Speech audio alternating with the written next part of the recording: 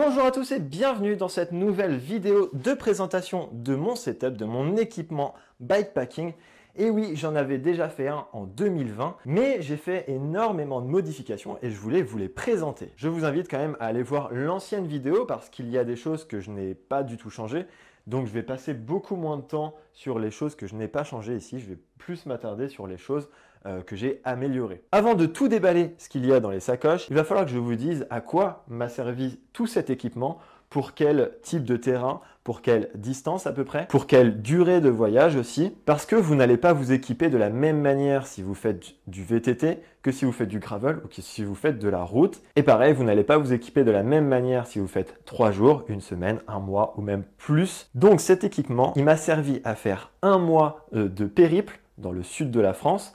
Donc c'était principalement de la route, j'ai fait quand même quelques traces gravel, mais c'était beaucoup moins de 10% sur les 3000 km que j'ai fait en un mois. J'ai priorisé le confort et la légèreté, même si vous allez voir, c'est pas si léger que ça. Mais par rapport à tout ce que j'ai emmené, c'est assez light, on va dire. Donc un mois, 3000 km, de la route, 10% de gravel, voire moins, et optimisé pour le confort et la légèreté. Maintenant que vous avez le contexte, il va falloir passer au bagage. Allez, c'est parti, on va décortiquer ce matériel et on va commencer par la partie avant, donc la partie qui se trouve juste ici. Alors à l'avant, ce qui va surtout changer, c'est ce qui va me servir d'abri. Avant, j'étais sur une configuration avec un tarp et un hamac que je pouvais monter de différentes manières, ce qui me permettait d'être hyper modulable en fonction du terrain. Cette fois-ci, j'ai décidé d'avoir beaucoup plus de confort parce que le tarp, on va pas se mentir, c'est parce qu'il y a de plus confortable. Donc j'ai investi dans une tente ultra légère qui a une belle particularité, vous allez voir, et que j'ai attachée grâce à des sangles que j'ai achetées chez Decathlon. Donc les sangles, rien de particulier, c'est des sangles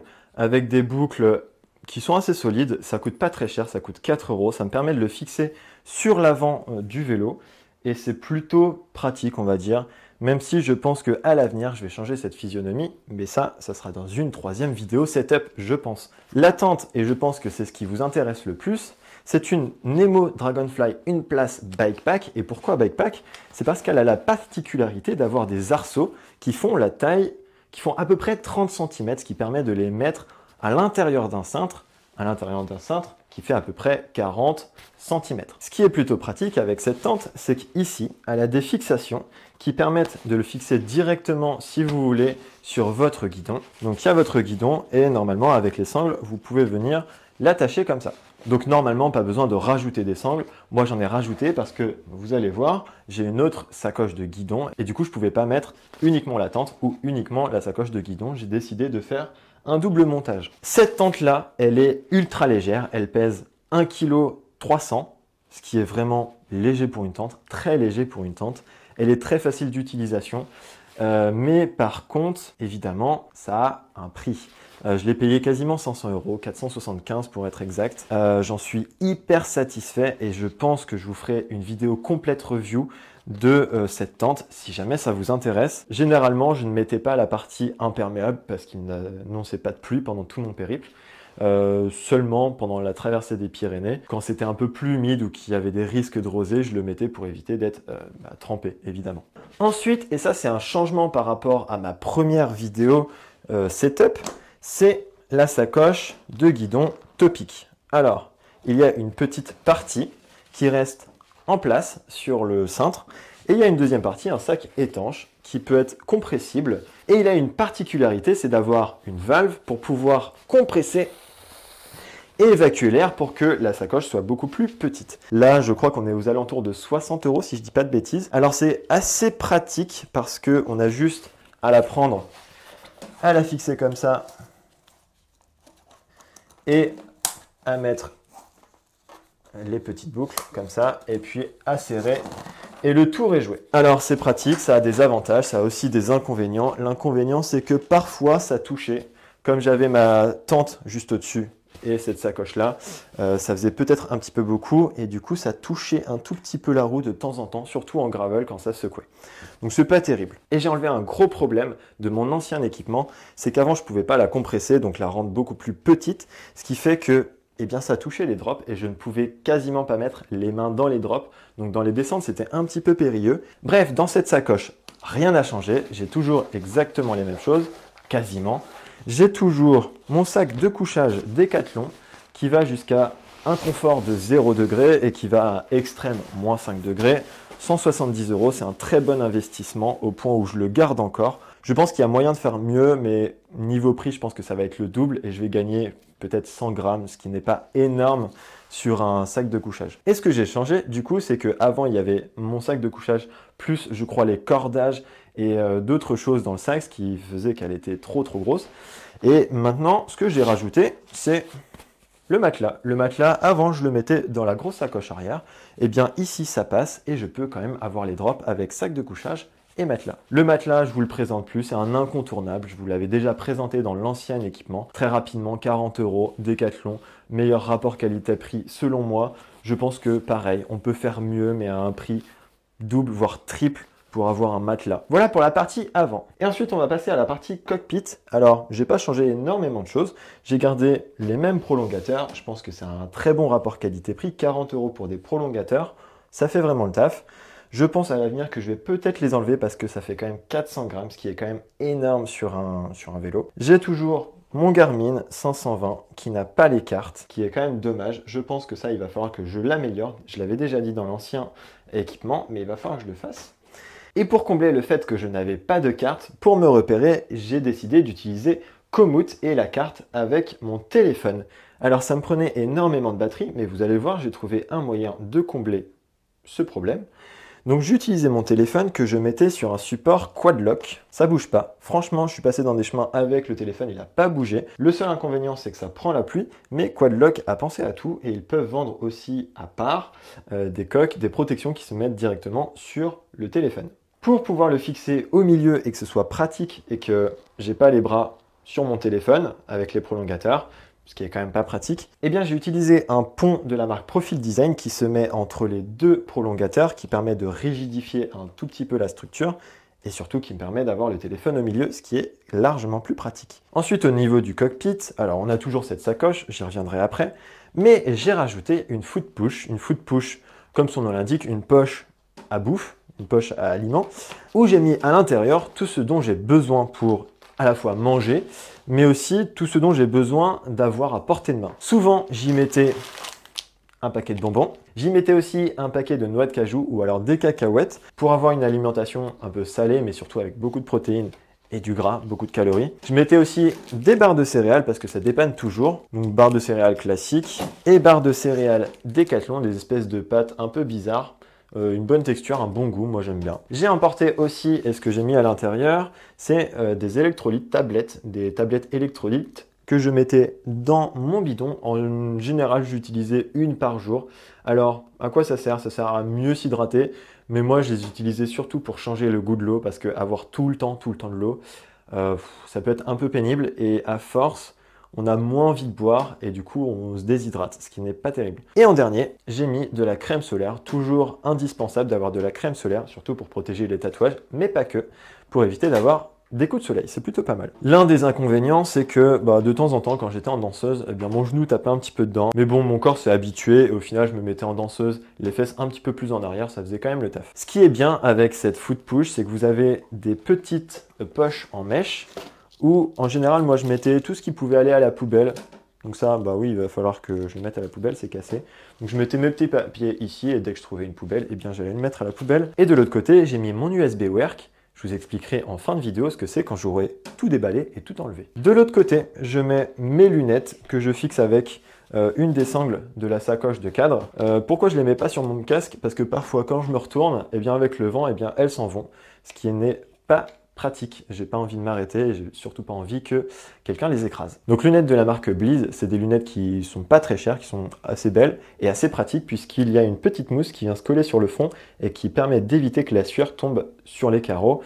Et une fois que ça sèche, eh bien ça fait du sel et on n'y voit plus rien. Donc plutôt pratique. J'ai toujours cette sacoche de cadre de top tube Topic qui m'a coûté, je crois, 30 €. Bon, j'ai eu un petit problème pendant ce périple. On aura l'occasion d'en parler si je fais une vidéo review de toute la panoplie Topic. Bon, très rapidement, toujours la petite protection anti-pluie, enfin imperméable, on va dire. Surtout pratique quand la fermeture est cassée. À l'intérieur, je mettais tout mon matériel électronique. Je mettais une prise secteur, même si j'essayais de l'utiliser le moins possible parce qu'on va voir, j'ai trouvé une alternative, je vous en parlerai aussi à la fin. Ensuite, et j'ai pu avoir la chance de pouvoir emmener plusieurs matériels pour faire des vidéos, à la fois mon drone mais aussi ma GoPro, un double support de chargement GoPro où j'ai une deuxième batterie de secours et bon, ça me permettait de les recharger les deux en même temps, donc c'était plutôt pratique. J'ai aussi à l'intérieur une fixation pour guidon que je mettais soit devant ici, soit sur une pagaie de kayak. J'avais aussi des écouteurs. Si je pouvais plus mettre mon téléphone ici à cause de la pluie, je le mettais dans la poche et sous surtout mon imperméable. Je mettais des écouteurs dans mes oreilles et comme ça je pouvais entendre les indications que Komoot me disait pour changer de direction. Honnêtement, j'aurais pu m'en passer, je les ai très peu utilisés. Bon, je les ai surtout utilisés pour regarder des vidéos quand je me faisais chier dans la tente. J'ai pris une Dragon pour la GoPro, si jamais je voulais aller dans l'eau avec, pour éviter qu'elle tombe au fond de l'eau et que je puisse la récupérer. J'avais un câble mini USB assez court pour éviter de trop m'encombrer. Un grand câble USB-C. Alors pourquoi un grand câble? Parce que bien, je me suis retrouvé avec un câble qui avait un faux contact et je ne pouvais donc pas recharger mon téléphone, ce qui n'est pas pratique du tout, surtout quand on l'utilise pour se repérer. Ensuite, j'ai un porte-monnaie. Alors confection artisanale, confection de ma maman, qui est plutôt pratique, voire même très pratique. Il prend la taille de ma carte d'identité. À l'intérieur, j'ai une carte d'identité, ma carte vitale, ma carte bancaire et j'ai surtout de l'argent liquide parce que dans certains endroits, certains campings, on ne pouvait pas payer en carte bancaire. J'ai aussi mis un masque, et bien oui parce qu'on ne sait jamais, je ne savais pas si les restrictions allaient bouger pendant l'été, donc j'en ai quand même emmené un au cas où. Et des boules qui est à l'intérieur pour bien dormir et je les ai utilisées quelques fois, surtout quand il y avait un petit peu de bruit dehors. Et j'ai surtout cette grosse batterie que je vous avais déjà présentée, 20 000 mAh. Bon bah voilà, pas grand chose à dire, de la marque OK, pas très cher. Je l'ai très peu utilisé pour mon téléphone et pour mon GPS.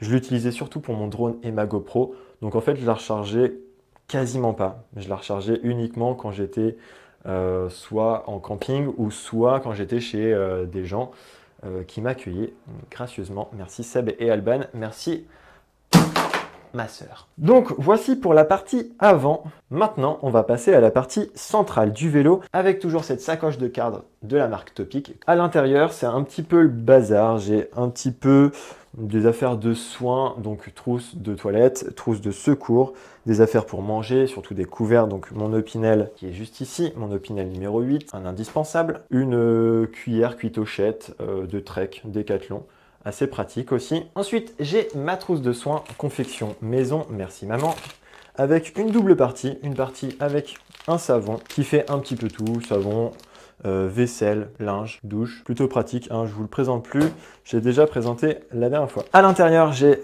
une brosse à dents que j'ai coupée pour gagner 5 grammes, non je rigole, c'est surtout pour la mettre à l'intérieur et pour que ce soit beaucoup plus pratique. J'ai une petite boîte avec à l'intérieur du dentifrice solide, c'est des petites pastilles individuelles, c'est pratique, ça prend pas de place et surtout économique et écologique. Ensuite, j'ai pris bon, un rasoir, pas indispensable, un auriculi pour les oreilles, une pince à épiler et un coupe-ongle. Ensuite, toujours dans la sacoche du milieu, j'ai des sacs Ziploc. Normalement, ils avaient des céréales que je mettais ici.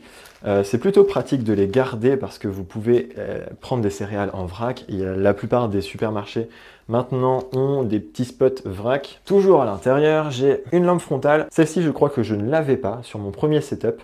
Bon, bah, marque Decathlon, Fort Class, 35 €. Franchement, ça fait vraiment le taf. À l'intérieur, j'ai mon drone qui prend énormément de place, énormément de poids avec ma télécommande. Effectivement, c'est quelque chose qui n'est pas indispensable parce que ça prend énormément de poids et de place. J'aurais pu le remplacer par je ne sais quoi d'autre. J'aurais pu même éviter de mettre cette petite sacoche là.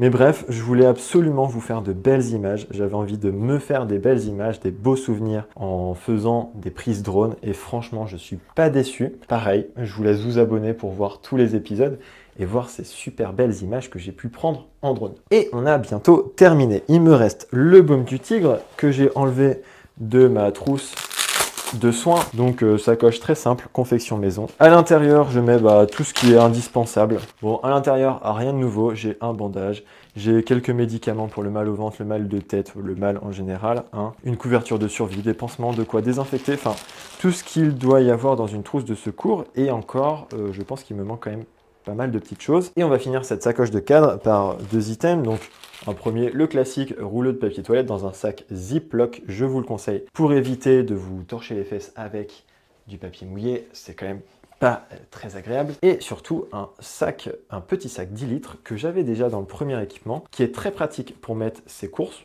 ou même pour mettre son linge sale, pour le dissocier du linge propre. Ensuite, au milieu, j'ai un bidon de 50 ml avec toujours un porte-bidon avec ouverture latérale qui est pratique. Donc on le met juste comme ça et on vient le dévisser comme ça. C'est pratique quand on a une sacoche de cadre. De l'autre côté, j'ai une cartouche de CO2 avec un embout. Je ne sais pas si ça vaut le coup, je pense que le mieux c'est quand même une pompe. Ça permet de gonfler à 7-8 bars assez facilement, sans trop d'effort. Alors qu'avec une pompe, on ne peut pas gonfler énormément, ou on ne peut pas gonfler avec énormément de pression. C'est pratique, mais c'est pas hyper écologique parce que vous allez utiliser des cartouches.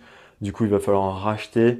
Donc non, c'est pas la solution idéale. Ça permet de dépanner quand même au cas où. Ici, on a un porte-bidon avec tout plein d'outils. Je vais vous montrer ce qu'il y a à l'intérieur. Mais aussi ici, j'ai un porte-bidon qui permet d'avoir une petite boîte avec d'autres outils et aussi une partie qui peut s'enlever où j'ai un multi-outil intégré au porte-bidon. Et en dernier, juste ici, un autre petit outil. Je vais vous montrer tout ça. Alors, on va commencer par ça. Il y a 3 clés Allen juste derrière, et ça peut aussi faire office de d'aimant de pneu, donc c'est plutôt pratique si jamais vous en cassez un. Donc voilà, ça prend vraiment pas de place étant donné que c'est intégré au porte-bidon. Ensuite, multi-outils, je vous explique pas ce que c'est, vous avez l'habitude je pense, à plusieurs clés, donc c'est plus trop pratique parce que c'est intégré pareil au porte-bidon, donc ça prend pas du tout de place. Dans cette petite boîte, qu'est-ce que j'ai? J'ai du papier abrasif pour coller des rustines, j'ai un tube de colle glu, pareil, ça je garde toujours, on sait jamais, ça dépanne.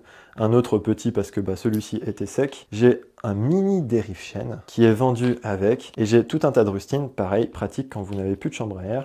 Ça m'a été utile pendant ce petit périple, ce long périple même. La petite boîte, plus le multi-outil, plus l'autre outil, sont vendus avec le porte-bidon à Decathlon pour une somme dérisoire de 15 €, tout compris. Donc je trouve vraiment ça pas cher et surtout très pratique parce que ça permet d'éviter de mettre un multi-outil dans votre bidon d'outils. Donc à l'intérieur, qu'est-ce que j'ai mis? J'ai mis une mini fiole de graisse de lubrifiant pour chaîne, toujours pratique, surtout quand vous faites énormément de kilomètres. J'ai mes déments de pneus, un petit torchon pour laver ou pour essuyer ou pour mettre quelque chose. Au lieu de le mettre par terre, vous le mettez sur le torchon. J'ai aussi des serre-flex, une clé à rayon. J'ai du coup des cartouches de gaz, de CO2. Ensuite, j'ai un câble, des attaches rapides au cas où je casse ma chaîne. J'ai du Chatterton, toujours pratique si vous cassez un truc ou si vous avez besoin de raccommoder quelque chose. On va finir la partie centrale de mon vélo avec ce petit truc là, pareil, une confection maison. C'est en fait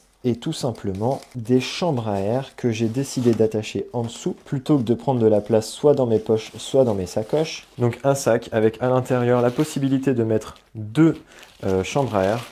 C'est attaché avec une sangle qui a une boucle en plastique. Et nous y sommes vers la fin. On va passer à l'arrière du vélo. Ici, j'ai mis mon bidon avec quelque chose qui s'est cassé. Effectivement, j'ai un stabilisateur de sacoche de selle arrière que je n'avais pas dans mon premier setup que j'ai eu après avoir fait mon premier périple en Tour de Bretagne. J'ai vite compris que la sacoche ici, s'il n'y a pas de stabilisateur, eh bien c'est assez agaçant de devoir se mettre en danseuse. Enfin, c'est inefficace de se mettre en danseuse avec la sacoche qui ballotte dans le mauvais sens. Donc, j'ai acheté un stabilisateur de sacoche de selle arrière, je vous en ai déjà parlé dans une vidéo, et malheureusement le mien il s'est cassé. Alors c'était en fin de périple donc c'était pas trop dérangeant. Au final j'ai décidé de mettre le bidon et le porte-bidon et ce qui me restait du stabilisateur juste au-dessus là. Bon, c'est pas hyper pratique parce que je pouvais plus utiliser le bidon correctement. Donc de l'autre côté j'ai la partie qui est saine et qui n'est pas cassée, surtout avec un bidon de 500 ml, donc je pouvais accueillir jusqu'à 1,5 litre en tout.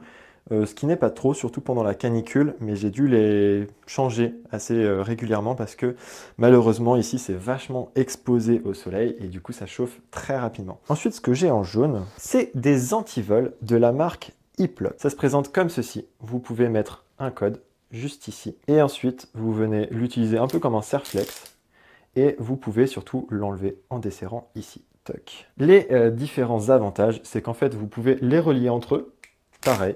Comme des serre-flex, donc ça vous fait un grand antivol et surtout c'est très très léger. Je crois que ça fait 70 grammes, si je dis pas de bêtises, l'unité. Donc c'est beaucoup plus léger que l'ancien antivol que j'avais qui pèse 500 grammes. Ensuite, toujours sur la sacoche de selle, j'ai mon trépied pour faire des vidéos. Ça c'est pareil, vous n'êtes pas obligé d'en avoir un. Sur le dessus, j'ai mis des sandales de la marque Decathlon Forclaz, là aussi. C'est des sandales de bivouac. Alors apparemment elles sont hydrophobes. Bon, je sais pas, j'ai pas trop pu voir ça. C'est vraiment des sandales très simples. Bon, le seul inconvénient, c'est que du coup vous avez les pieds à l'air, mais ça fait du bien après une bonne séance de vélo. Et évidemment, vous n'allez pas les utiliser quand il pleut ou si jamais vous devez passer à un endroit où il y a de la boue. C'est vraiment des sandales de bivouac que vous pouvez utiliser une fois que vous avez terminé votre étape à vélo. Ou même si jamais vous voulez faire une pause ou alors vous baignez dans une rivière. Alors, le seul inconvénient, c'est qu'elle coûte un peu cher pour ce que c'est. 25 €, je trouve ça cher pour des sandales, surtout avec le peu de matière qu'il y a. Mais bon, elles ont été quand même pratiques. À présent, la grosse sacoche, la grosse Bertha, 17 litres de la marque Topic. Je vous la présente plus parce que c'est exactement la même que dans l'ancienne vidéo. À l'intérieur, c'était surtout ma partie cuisine ici et ma partie chambre dressing vêtements juste ici. Alors j'en profite pour vous donner un petit conseil, c'est que à chaque sacoche, je vous conseille de à peu près attribuer une fonction ou du moins une sorte de pièce comme si c'était un peu votre maison. Alors je rappelle, ici c'était un petit peu mon couchage, ma chambre. Ici plutôt le garde-manger, ici plutôt les loisirs, avec loisirs ici. Ici, on va dire ma pharmacie et ma salle de bain. Et ici, dressing et cuisine. Alors, dans mon dressing et ma cuisine, j'ai une pompe. C'était l'endroit le plus pratique. Évidemment, vous n'allez pas mettre une pompe dans votre cuisine, mais c'était le seul endroit qui était pratique pour moi. J'ai toujours cette grosse sacoche de la marque Topic qui est toujours très pratique, qui est vendue avec la grosse sacoche de selle, qui a toujours cette petite valve pour évacuer l'air, qui est vraiment très pratique pour compacter un maximum et prendre le moins de place possible. À l'intérieur, qu'est-ce que j'ai mis? J'ai une chemise pour le bivouac, si jamais il fait à la fois pas trop chaud, mais pas trop froid. Donc c'est vraiment une alternative entre la doudoune et le t-shirt. Bon, je l'ai assez peu utilisé quand même parce qu'il faisait relativement très chaud. J'ai un caleçon de course à pied. Alors pourquoi un caleçon de course à pied? C'est parce qu'il a des évacuations. Et quand vous avez passé toute la journée dans un cuissard avec les baloches comprimées et à l'intérieur de quelque chose, vous avez envie qu'elle soit un petit peu à l'air. Donc là, ça me permettait d'avoir un petit peu d'aération à ce niveau-là et ça me permettait surtout d'éviter toutes sortes d'irritations au niveau de la selle. J'ai aussi un pantalon qui se transforme en short, donc c'est pratique si vous voulez un short, c'est pratique si vous voulez un pantalon. Je l'ai plus utilisé en format short quand même. Alors j'ai aussi un maillot de bain, c'est très pratique, je l'ai utilisé surtout en bivouac, en pyjama. Très pratique parce que je ne mettais pas de caleçon en dessous, ça me permettait d'aérer les baloches et d'éviter les irritations. Un t-shirt en laine de mérinos, pareil, je l'avais dans l'ancien équipement, très pratique parce que ça sèche vite. Il n'y a pas d'odeur, c'est antibactérien, donc vraiment très utile. J'ai mes patounes de pantalon que j'ai enlevé parce que j'utilisais surtout en format short. J'ai une serviette en microfibre. Alors c'est la même serviette que j'ai utilisée dans l'ancien équipement, rien de nouveau. J'ai une autre tenue de rechange cycliste, donc un maillot, un sous-maillot, pareil pour prendre la transpiration. Je les utilisais très peu parce que je me suis pris pas mal de journées de canicule à 37-38 degrés. Un cuissard, alors la prochaine fois je pense que j'éviterai le noir parce que en plein soleil, c'est pas terrible. Et là, on arrive sur une partie que j'aurais pu éviter. Donc, j'aurais pu éviter de prendre tout ça. Donc, c'est dommage. Hein. J'ai pris du poids et de l'encombrement en trop. À l'intérieur de tout ce que j'aurais pu ne pas prendre, on retrouve des chaussettes en laine de mérinos. Alors, je les ai utilisées quelques fois dans les Pyrénées parce qu'il faisait un petit peu froid. On a quoi d'autre aussi? On a, des chaussettes pour aller avec la tenue de vélo. On a un tour de cou, toujours très pratique. Ça sert de bonnet, ça sert d'écharpe.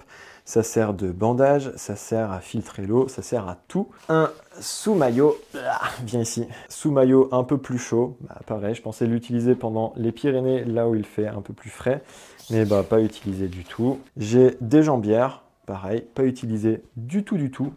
J'étais à la limite, mais comme elles étaient au fond du sac, je les ai pas prises. Des gants longs, pareil, au cas où, mais comme ils étaient au fond du sac, je les ai pas pris et je crains pas du tout le froid aux mains, donc je sais pas pourquoi je les ai emmenés. Ça, j'aurais pu les utiliser, mais au final, non. C'est des couvre-orteils de la marque Gore. Bon, ça permet pas de se réchauffer énormément, mais bon, À la mi-saison, printemps-automne, c'est quand même pratique. Là, je ne les ai pas du tout utilisés, comme vous vous en doutez. J'ai quoi d'autre aussi? Ah ouais, bon, le pire, je crois.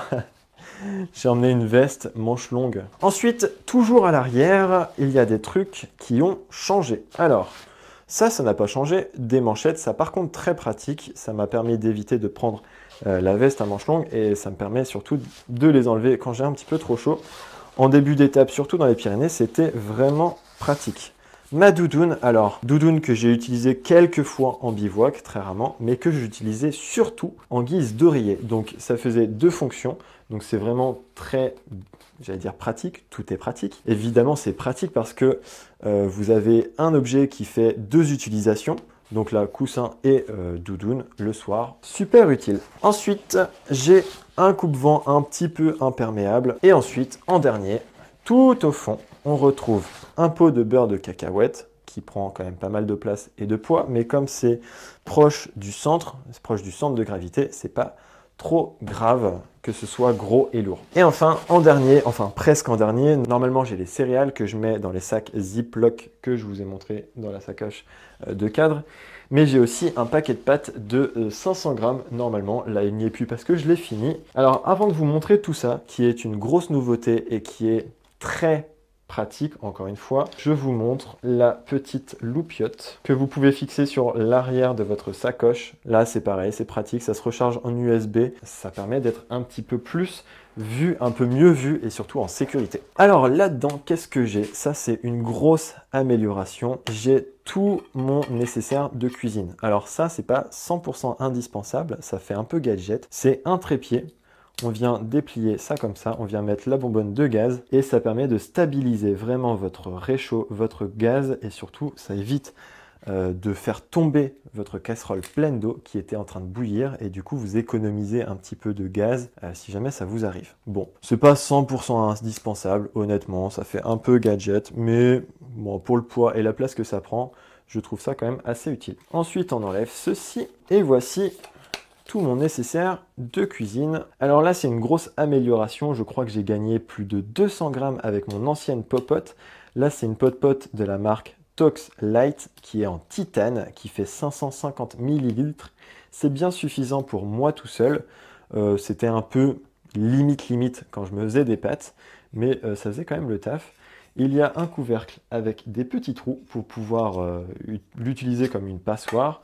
À l'intérieur, j'ai mis une petite éponge que j'ai découpée pour prendre le moins de place possible, un briquet. J'ai pris cette petite chose qui est en fait un assortiment d'épices de la marque Trek and Eat, commandé sur Lyophilisé & Co. Voilà, ça permet de manger des rations lyophilisées ou non d'ailleurs, des pâtes avec un petit peu de sel et de poivre, qui est quand même mieux que des pâtes sans rien.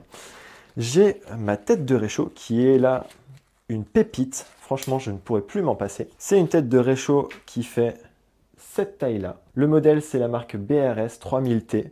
Ça se déplie comme ceci. Hop.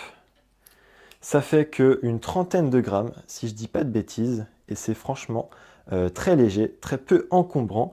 Et pour pouvoir la mettre dans une popote comme ça, sachant qu'il y a une bouteille de gaz de 100 ml, eh bien, ça vous donne un petit peu l'idée de la compacité de ce produit qui est vraiment très bien. Donc pour finir, je vais vous parler un petit peu plus des spécificités de ce vélo. Alors pour commencer, on a un cadre de la marque Stevens, c'est un cadre de cyclocross. Alors qu'est-ce que ça vient rajouter un cadre de cyclocross? Vous avez un tube horizontal qui permet de le mettre sur l'épaule. Bon là, ça n'a pas du tout d'importance. Parce qu'on ne le met pas du tout sur l'épaule. Le fait d'avoir un tube horizontal, ça vous permet de mettre une sacoche de cadre un petit peu plus volumineuse par rapport à un cadre slooping. Donc un cadre slooping, c'est un cadre qui vient descendre un petit peu comme ça, qui mange un petit peu d'espace à ce niveau-là. Ensuite, niveau pneus, j'ai des pneus de la marque Continental Ultra Sport GP5000 qui sont en 28 mm, qui sont assez résistants, il faut le dire, c'est des pneus lisses. Alors 28 mm pour apporter pas mal de stabilité. Vous pouvez augmenter la section si vous voulez encore plus de stabilité. J'utilise ces pneus-là parce que je fais principalement de la route et ils sont assez résistants. Je peux quand même aller dans les chemins, mais c'est quand même pas conseillé d'aller dans les chemins avec des pneus aussi lisses et surtout aussi fins. Je vous conseille d'augmenter la section si jamais vous voulez faire plus de gravel et d'avoir un peu de crampons. Et surtout, en dernier, et c'est le plus important, j'ai une roue que j'ai fait rayonner par un marchand de cycle avec un moyeu à dynamo qui me permet de faire de l'électricité et qui me permet de recharger mon Garmin et mon téléphone rien qu'en roulant en fait. Au-delà de 10 à 13 km/h, ça permet de recharger l'USB Work. Alors l'USB Work, je vous en ai parlé plus tôt. Alors l'USB Work, qu'est-ce que c'est? En fait, c'est un accumulateur d'électricité. Vous avez un câble qui vient ici, que vous branchez directement sur ce petit boîtier qui permet de réceptionner toute l'électricité générée par la dynamo. Mais comme la dynamo fait de l'électricité, mais d'une manière un petit peu intermittente, on va dire, parce qu'une fois vous êtes à 15 km/h, une fois vous êtes à 40, 50 dans les descentes, donc c'est pas la même charge qui est fournie. Et si vous mettez directement la dynamo à vos appareils, eh bien en fait ça va les flinguer, ça va les abîmer un petit peu précocement. Donc ça permet de redistribuer l'électricité d'une manière plus continue. Et USB Work parce que vous avez un petit endroit où vous pouvez brancher directement votre câble en USB. Donc voilà, c'est vraiment très pratique. J'ai quasiment jamais rechargé mon Garmin avec ma batterie externe. Je l'ai quasiment tout le temps rechargé grâce à la dynamo. Pareil pour le téléphone, il était quasiment tout le temps rechargé en continu sur la dynamo. Étant donné que c'était le téléphone qui perdait le plus de pourcentage de batterie au cours de ma journée, c'est pour ça qu'il était tout le temps branché en continu. Ça m'a permis d'être à peu près on va dire 80% autonome en électricité, ce qui est vraiment très pratique. Ça m'a permis de pouvoir emmener du matériel vidéo pour vous filmer toute cette belle aventure que je vous invite à regarder dans les nombreux épisodes que j'ai mis sur ma chaîne. Si vous voulez plus de détails sur cette roue à dynamo, eh bien je vous invite à le mettre en commentaire, tout simplement. Je pense que j'en ferai une vidéo review test pour vous expliquer un petit peu plus en détail le fonctionnement, le prix, etc.